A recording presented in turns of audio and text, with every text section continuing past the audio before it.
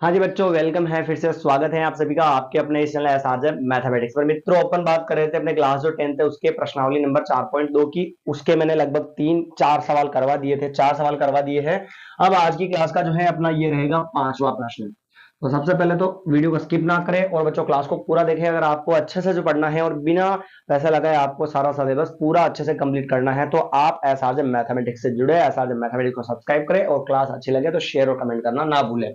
Class पूरी देखे फिर बाद में रहेगा सारा कंटेंट, ठीक है ना। देखिए, एक समकोण त्रिभुज की ऊंचाई उसके आधार से 7 सेंटीमीटर कम है, तो यदि कर्ण 13 सेंटीमीटर का हो तो अन्य दो भुजाएं ज्ञात कीजिए। सबसे पहली बात तो मित्रों, समकोण त्रिभुज का नाम आया। और समकोण त्रिभुज किसे बोलते हैं अपन? एक ऐसा त्रिभुज जिसका कोई एक कोण जो है क्या हो बच्चों? 90 डिग्री का हो। क्या हो? 90 डिग्री का। और समकोण त्रिभुज का नाम आते ही आपको क्या करना है? ऐसा त्रिभुज बना देना है। समकोण त्रिभुज का नाम आते ही आपको ऐसा त्रिभुज यहां पर बना देना है, ठीक है भाई। ये हो गया समकोण त्रिभुज, यहां पर होगा 90 डिग्री। और 90 डिग्री के सामने वाला जो है ना बच्चों, वो हमेशा क्या होता है? कर्ण होता है। और कर्ण कितना दे रखा सवाल में? 13 सेंटीमीटर। कोई दिक्कत नहीं है। समकोण त्रिभुज का अपन ने चित्र बना लिया। 90 डिग्री के सामने वाला सदैव कर्ण होता है, तो कर्ण का मान हो गया 13 सेंटीमीटर। इसके बाद में प्रश्न ने कहा कि समकोण त्रिभुज की ऊंचाई उसके आधार से 7 सेंटीमीटर कम है। आधार से उसकी ऊंचाई 7 सेंटीमीटर कम है, तो आधार से, तो आधार अपन मान लेते हैं, क्या मान लेते हैं?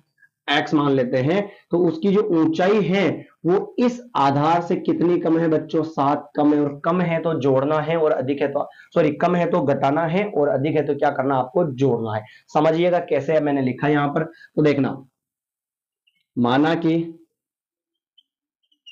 आधार बराबर क्या मान लू मैं? एक्स। तो ऊंचाई कितनी हो जाएगी? x माइनस 7 हो जाएगी। और कर्ण हमारे पास कितना दे रखा बच्चों? 13 सेंटीमीटर। यहां तो कोई दिक्कत नहीं है। प्रश्न ने कहा कि उसकी ऊंचाई आधार से कम है, तो जब हम आधार मानेंगे तभी तो उस आधार में से 7 क्या करेंगे? कम करेंगे। तो इसलिए पहले आधार माना x, तो ऊंचाई हो गई 7 कम, यानी x माइनस 7 हो गई। आधार से 7 कम है इसलिए आधार में से घटा लिया, और कर्ण डायरेक्ट दे रखा 13 सेंटीमीटर।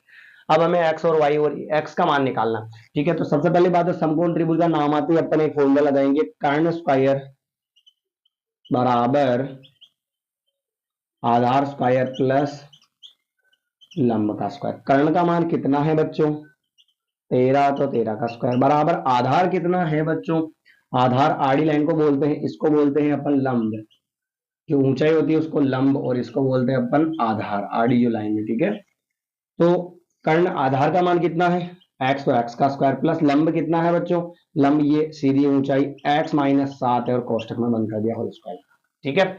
आगे बढ़ते हैं। 13 का स्क्वायर यानी कि बच्चों 13 इंटू 13 बराबर एक्स का स्क्वायर यानी एक्स स्क्वायर प्लस, यहां पर देखो आप एक्स में से कभी 7 घटा सकते हो क्या? नहीं घटा सकते हो। और ऐसी स्थिति आ जावे जिसमें घात 2 या 3 हो और फर्स्ट वाली में से सेकंड वाली को घटा नहीं सकते हैं, तो उसमें पहले को a मान लो और दूसरे को क्या मान लो? b मान लो। और पहले को a मानो और दूसरे को b मानो, तो सरस्मिका बनी a square minus 2ab plus b का स्क्वायर। ये वाली सरस्मिका बन गई बच्चों, ठीक है। देखना तो, a का स्क्वायर यानी x का स्क्वायर माइनस 2 इंटू a का मान x इंटू b का मान 7 प्लस b का स्क्वायर यानी 7 का स्क्वायर। 13 इंटू 13 कितना होगा? 169 होगा बराबर एक्स का स्क्वायर प्लस एक्स स्क्वायर। इसको सोल्व कर लेना यार भाई। एक्स स्क्वायर और एक्स स्क्वायर कितना होगा? 2x स्क्वायर माइनस 2 इंटू 7 कितना होगा? 14x। और प्लस ये होगा 7 7 या 49, 7 की घात 2 यानी 7 इंटू 7 होगा, यानी 49 हो जाएगा। समझिएगा आगे। x की पावर 2, यहाँ पर कुछ नहीं है, मतलब प्लस की एक्स उस चित्र को ले जाएंगे, इधर क्या हो जाएगा? 0। बराबर में चल रहा था 2x की पावर 2 माइनस x और प्लस 49, और प्लस का 169 उधर जाएगा, किसका हो जाएगा बच्चों? माइनस का हो जाएगा। समझिएगा आगे। 0 बराबर 2x की पावर 2 माइनस 14x, और फिर ये माइनस की संख्या और एक प्लस की होती, क्या करते हैं? बाकी करते हैं, तो 9 में से 9 जाएगा तो 0, 6 में से 4 जाएगा तो 2, और 1 का ये एक बड़ी संख्या माइनस की, तो आंसर किसका आएगा? माइनस का। पूरी इक्वेशन को उल्टा कर लेते हैं। 2x की पावर 2 माइनस 14x और माइनस 120 और बराबर में 0। पूरी इक्वेशन में देखो 2 का भाग जा रहा, नहीं जा रहा बच्चों? जा रहा भाई पूरी इक्वेशन में 2 का भाग। और पूरी इक्वेशन में जब 2 का भाग जा रहा है तो हम पिछले सवाल की तरह ही उपरोक्त समीकरण में किसका भाग देंगे? 2 का भाग दे देंगे। सर्व समीकरण मिटा दूं मैं यहां से, ठीक है। देखिएगा तुम, उपरोक्त समीकरण में 2 का भाग देंगे तो 2 से 2 कट गया, इधर कटेगा 7 बार, इधर कटेगा 60 बार, ठीक है। तो इधर तो आ गया एक्स स्क्वायर, एक्स स्क्वायर, इधर आया माइनस का 7x, ये माइनस का 7x, और इधर आया माइनस के 60, ये आ गए माइनस के 60, और बराबर में क्या हो गया, 0 हो गया, ठीक है भाई। अब एक्स स्क्वायर के गुणा में जो भी है, कुछ नहीं है तो क्या मान लिया, 1 मान लिया, और एक्स स्क्वायर के गुणा में जो भी है उसको लास्ट वाली अचर संख्या से गुणा करवाते हैं। तो 1 को बच्चों अगर आप 60 से गुणा करवाओगे क्या आएगा, 1 × 60 क्या होगा, 60 ही होगा, और 60 के गुणनखंड क्या होंगे, तो मैं बता दूं आपको, 2 × 2 और ×3 × 5, ठीक है। ये इस 60 के क्या हो जाएंगे बच्चों, गुणनखंड हो जाएंगे। सेट ऐसे करना है कि जोड़ने या घटाने पर बीच वाले 7 और वो भी किसके, माइनस के आ जाए। तो समझिएगा, ध्यान से देखना, अपन क्या करते हैं, हमें 7 चाहिए ना, तो देखिएगा अपन लेते हैं जैसे 5 3 15 हो गया, और इससे भी नहीं आएगा, यहां पर ले लेंगे अपन 2 5 10, 10 में से चल गया, ये भी नहीं आएगा। चलिए, इसको कोई गलती तो नहीं हो गई भाई, एक्स और एक्स माइनस 7 कर लिया अपन ने, ये इधर 13 × 13 169 हो गया, x square plus a square minus 2ab plus b का स्क्वायर, 7 7 या 49, और ये एक्स स्क्वायर माइनस ये हो गया, चलो सही है। उधर चला गया, 9 में से 9 गया 0, 6 में से 4 गए 2 आ गए, और एक का एक ही उतर गया, और इधर ये हो गया, भाग लगाया तो ये एक्स स्क्वायर और माइनस 60 बार जाएगा, इधर माइनस 60 बार जाएगा, बराबर सही तो है। चलिए कोई बात नहीं, अब अपने को चाहिए यहाँ पर 7 चाहिए ना, जोड़ने या घटाने पर, तो उसको कैसे सेट करना देखना, जो भी गुणनखंड अपन ने निकाले उसके हिसाब से। अगर 5 को मैं इसके साथ में लेता हूं, जैसे यहाँ पर है 2 × 2 × 3 × 5, 5 को अगर अकेला ले लूं, 5 को अगर अकेला ले लूं तो इन सभी को साथ में ले लूं, 2 × 2 4, और 4 × 3 कितना होगा, 12 और 5। हमें चाहिए बच्चों 7, और वो भी किसके, माइनस के चाहिए, और माइनस के चाहिए तो समझिएगा ध्यान से, इस बड़ी संख्या को ले लूं माइनस की, और छोटी संख्या किसकी ले लूं, प्लस की। जब बड़ी संख्या माइनस की हो तो माइनस और बाकी कर लेते हैं, तो क्या आ जाएगा, ये 7 आ जाएगा। यानी बड़ी संख्या को माइनस के ले लो, और छोटी संख्या किसके ले लो, प्लस की। देखना 1 लिखना जरूरी है, समझने के लिए लिखा था, बाकी आप क्या लिखोगे, x⁻2 लिखेंगे, बीच वाली संख्या हटेगी और उसकी जगह क्या आएगा, माइनस का 12 और साथ में x, प्लस का 5 और साथ में x, और माइनस के 60 बराबर में क्या आ जाएगा, 0 आ जाएगा। समझ गए भाई, वापस एक संख्या माइनस की संख्या प्लस की हो तो बाकी होती है, तो 12 में से 5 जाएगा, 7 आ जाएगा, और बड़ी संख्या माइनस की तो माइनस आ जाएगा, वापस वही आ रहा भाई, कोई दिक्कत नहीं है। चलिए आगे बढ़ते हैं, फिर आगे बढ़ते हैं।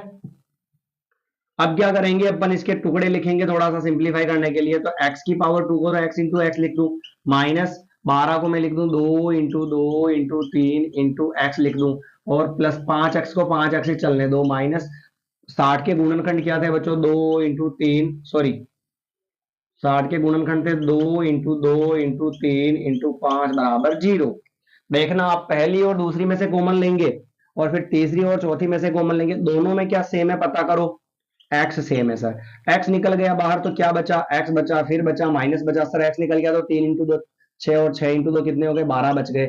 इन दोनों में देखो भाई, दोनों में क्या सेम है पता करो, 5 सेम है, आगे कुछ नहीं लगाएंगे तो बच्चों क्या लगाते हैं, प्लस लगाते हैं, मैंने पहले समझाया था, कोष्टक 5 निकल गया, क्या बचा, x बचा, फिर आगे क्या बचा, माइनस बचा, ये बच गया 2 × 2 4 बच गया, 4 × 3 कितने बच गए, 12, और बराबर में 0। जब कोष्टक वाली संख्या सेम मिल जाती है तो अपने आंसर क्या चल रहे हैं, सही चल रहे हैं। ठीक है भाई, यहां तक आ गया समझ में।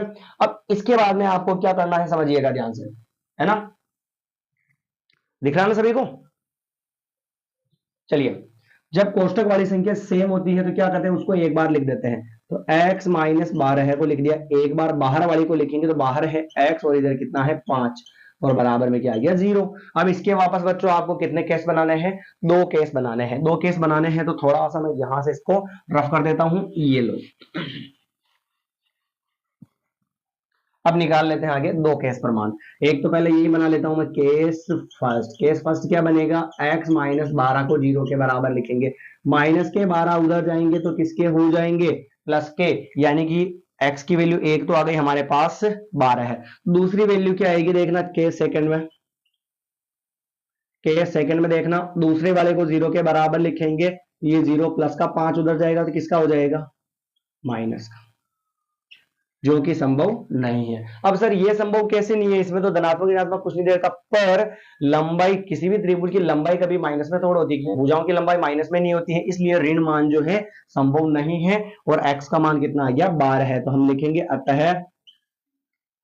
आधार बराबर कितना हो गया बच्चों, 12 सेंटीमीटर। और फिर ऊंचाई निकालनी है, तो ऊंचाई 7 घटानी है उसमें से, तो 7 घटा दो 12 में से, कितना आ जाएगा बच्चों, 5 सेंटीमीटर।